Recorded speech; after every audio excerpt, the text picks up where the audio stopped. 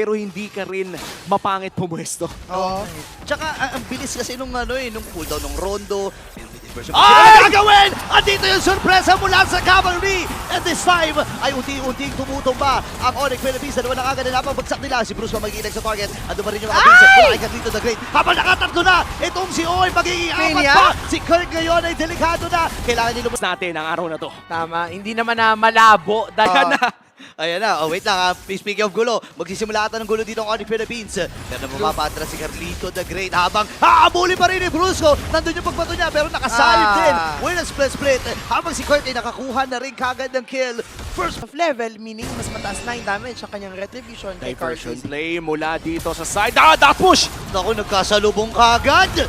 Hindi na nila binigyan ng pagkakataon na makasapak pa at makawasiwas pa ng mga espada itong klaseng lineup. At saka yung may glue ka kasi alam mo hindi ka agad mamamatay. May additional buhay ka with the split di ba? Taga-soak ka lang talaga ng damage, literal, yun yung kailangan mong gawin. And babalikan natin yung pinapaliwanag ko nung game number 1. Ito yun, Carl TZ and King Kong yun nasa tuktok, kaya mas madami yung gold na nakukuha nila. Uy, grabe, pumasok si Kurt dito pero mali ata na papasok ang liga kasi pinag-normal hit dito gamit na ligangan yung ultimate ng edit ito. Habang pasok din itong si JP na untugan itong si Kirk. Atras muna si King Kong. Even yung buong kupunan ng Onyx Philippines at naka-ready pa rin sila 4v4 na magiging laban. Pasok si Carlito, nagamit yung Electrifying Beats pero ready pa rin yung taunt mula dito kay JP. Tinamaan ng mga folks mula kay Sanford pero hindi nila mapipigilan yung Kay Oheb ay very crucial kasi ngayon unti-unti nang sumasakit ang damage output ni Oheb. Again, 0-0-1 siya. Same sila ni Kelra kaya kailangan nilang mag-ingat. Speaking of pag-iingat, hindi ata maiingatan! Itong si Sanford habang ibinato rin papunta sa likuran. Oh no! Ito naman si Carlito the Great habang retribution ay hindi kakagat dahil si Kirk na Oheb! tatlo, magiging apat, at magiging 5 ang agang wipeout nito.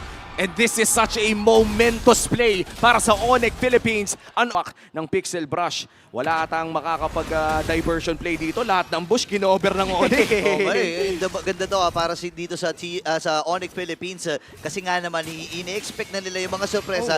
Kasi remember si Super Prince, alam niya rin kung saan dadapo yun no? Ayan na, Abbot of the Guardian nagamit. Pero naiwasan! Naiwasan ni King Kong! Yung ultimate na yun habang si JP ay nandun pa rin. Kaya lang mamamatay na kagad si Bruce. Si Super Kirk ang magiging next. Andito na si Oheb. Binabaril-baril lamang yung mga miyembro dito ng Onyx Philippines. JP nag-aabang pa rin.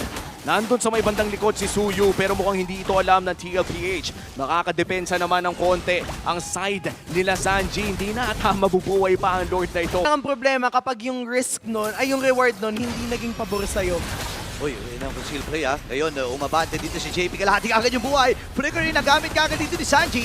Ngayon, ready na dito ang Team Liquid Philippines. Kirk ay nagamit na dito yung flicker. Habang si Keller sa likod, kailangan niya gamitin yung heavy crossbow niya. Ngayon, nakasanib. At si Bruce ay mamamatay. Ito na yung pagsugod ng Cavalry. Unti-unti pinapatumba.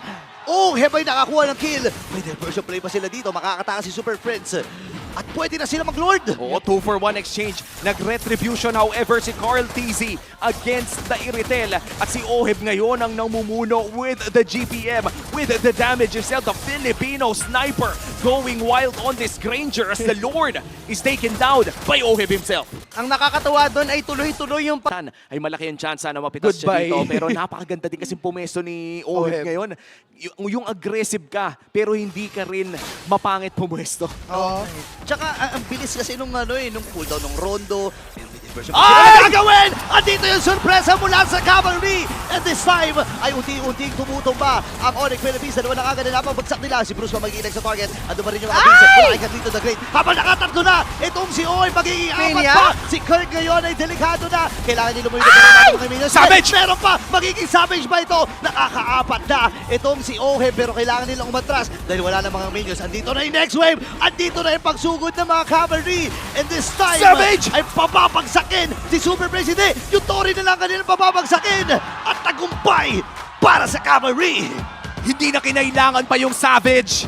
Oheb, reloaded, matured na matured, hindi na pinilit pa.